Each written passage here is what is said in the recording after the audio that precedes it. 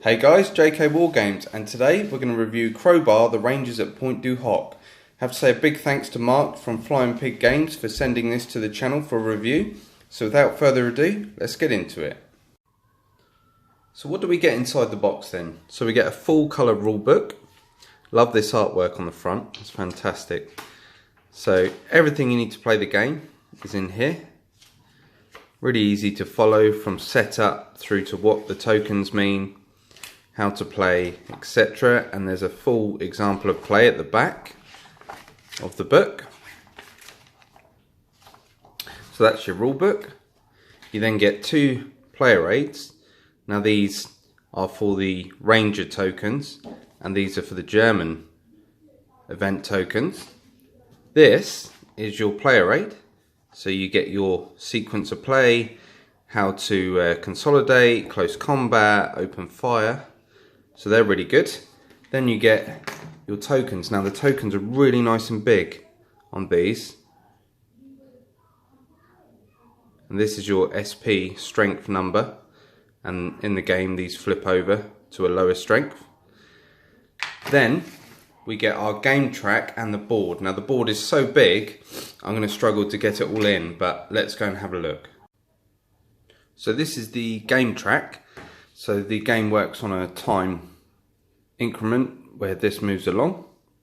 And we have our day track with the day token. You get the relief column, which is where your support, if it gets through to here, you win the game. You get your German counter-attack. Now through event cards this is going to go up and then attack launched and a German counter-attack will happen, and that can happen 3 times. This is your victory point track. We won't talk about how you get those yet, but this is your main track. So let's have a look at the board. So if I zoom out, you can see the board is massive. It spans the whole table. So obviously you've got the sea, the beach with the cliff, and then into the main land. So what I'm going to do is we're going to explain, or I'm going to explain, how the game works. Okay? So the game has 3 main parts: sea, beach, and then land. So in the sea, your guys are going to push up in their LCAs and they're trying to get to the beach. Once they get to the beach, they're then trying to climb the cliff and get onto land. Now, the whole point of the game is that you have to find 6 German guns. And what we get is we get 26 of these tokens. And these are placed in special areas, and then if a unit manages to get into a space where these are, you flip it and you're looking for these guns. Now obviously it's not always going to be a gun, it could be something like this: ammo dump destroyed. Now the other thing, if there's a German unit already in a space, you can't flip this token until you defeat this unit. So that's the main objective. You're looking for 6 guns. That's how you win. But it's a race against time because the event cards, which I'll show you here, these have time on them. And the time pushes up by 1 or 2. So if you get to June the 8th and you go to number 12 on June the 8th, the game is over. So almost 3 days in game terms to try and find the guns. It's not as easy as it sounds though. So the main thing, and I think my favourite thing about this game, are these dice here. These are the main component of the game, and this is like a risk, a chance of how you want to play. So when you activate a unit, you can roll any of these dice to push forward. Green is the safest, then yellow, then red, and black is the most dangerous. So let's just say, for instance, we have this unit here. They want to activate. We roll a single die. So I'm going to choose the green dice. We roll it, and an arrow means they can push forward 1. So they'd be able to push forward.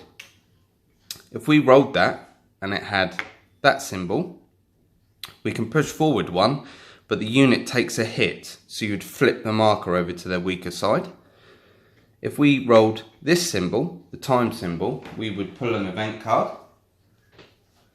If we pulled this, look, German counterattack. So on our German counterattack sheet, we have to move it 3 spaces up. But let's say we've rolled our green dice. We now want to, what do? We want to push up and find those guns. So do we play it safe and try and roll the yellow, or should we try the red? So you try the red and you get this result. This is a shaken result. So this means that the unit would gain a shaken marker and they are less effective.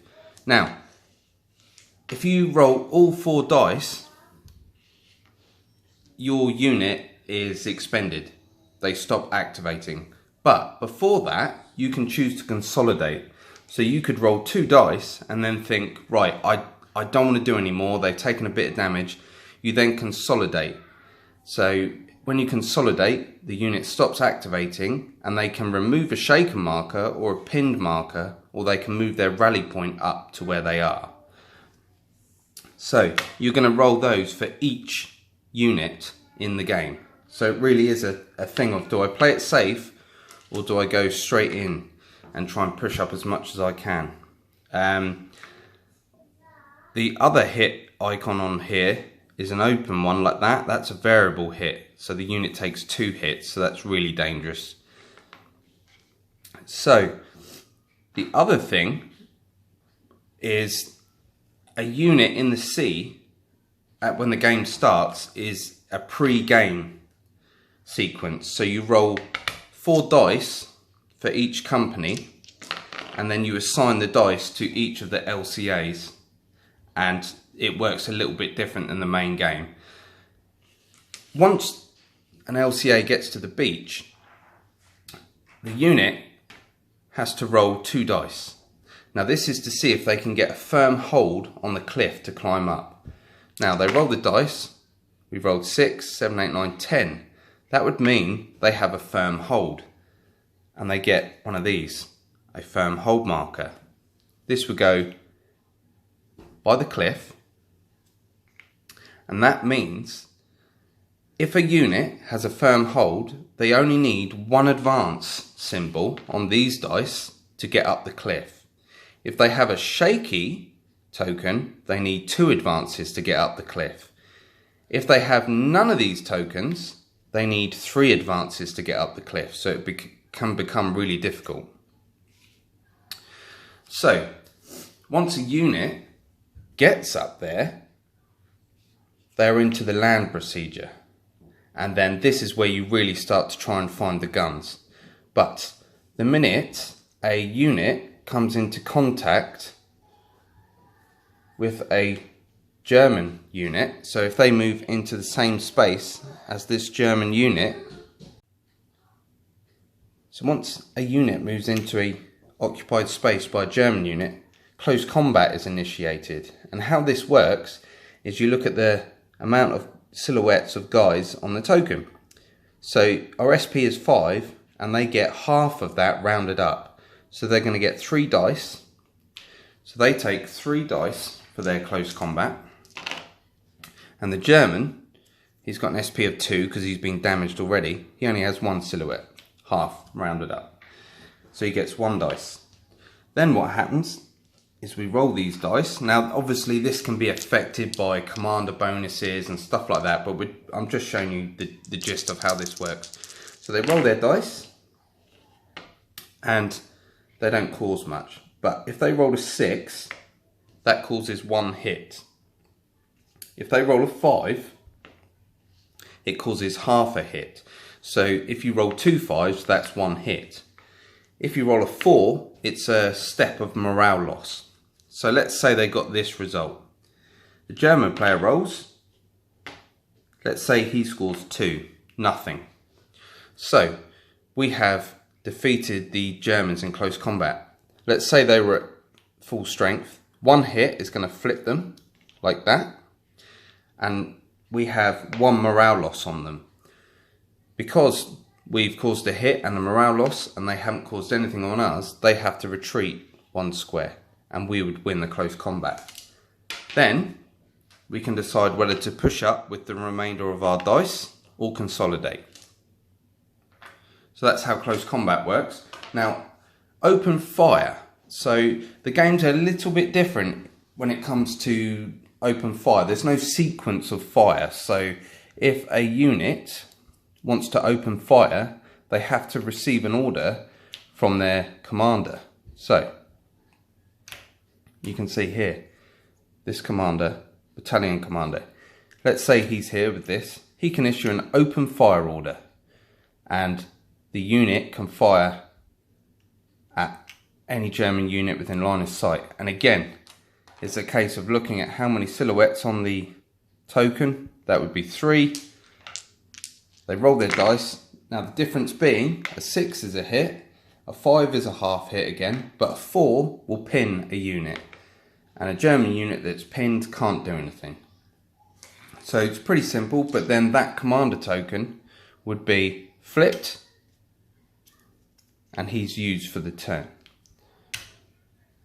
So that's how the basics of the game work. Now, what I find fascinating about the game is the amount of decisions that you have to make. And that all comes from these 4 dice. And it really is a case of trying your luck. Because if you play too conservative, too safe, you're not going... If you play it too safe, you're going to run out of time. So it really is a balance of what units do I play safe and what units do I want to sacrifice to push up into the fight and find those guns. So that, as a solitaire game, I find that really, really interesting. So let's take a look at these tokens, these incoming fire tokens. So during the game, before the game, you roll a dice and add 10, and that's how many of these incoming fire tokens you can lay down anywhere on a German unit before the game starts. Now, any of these in the cliff top face, you reveal these before the game starts. Any other ones, when you move into the space, these are revealed. So you can see this one says 2 hits, critical hits. So that would flip 1 unit and then destroy the other. If it was a gun location, you can choose to destroy one of the guns. So you can reveal one of the guns. Well, hopefully one of the guns. So these are a nice little, add a bit of spice to the game. Other things are obstacles. So this takes more than 1 advance to get in. So it takes 2 advances to get into that space. And that can really mess with your plans trying to push up the board. The other thing is the random chits or tokens. So when we roll a dice and we get this result here with an R, this means we draw one of these tokens randomly, and because it's an R, that means it's a Ranger token. So this token would mean we get to open fire with Fox Company, but they are on low ammo, so they will have some modifiers. If we roll this symbol, we pull a German token randomly. So we'd pull that one, it says Assault Fox Company. And they would get to assault anyone in Fox Company if they are in a position to do so. So that adds more spice to the game. Now, the other thing, if you get a stop sign when you're activating your units, that's the unit has to stop then and there. they've been activated, they can't consolidate, and that's the end of it. Now, why that can be a bad thing is because your rally point token, like this, stays here, and when a unit pushes up, when they consolidate, they can choose to bring that up to the space they're in.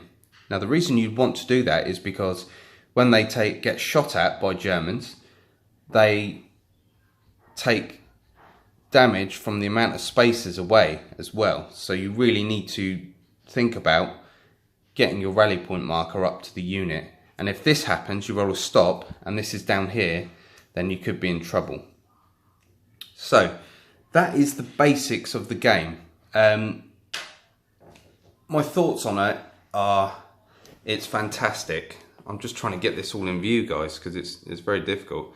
So for a solitaire game, I think it's brilliant. At first I thought, oh, you know, how's this going to be with just one board, one scenario? But it's so random each time trying to find the guns that any game I've played has been completely different each time.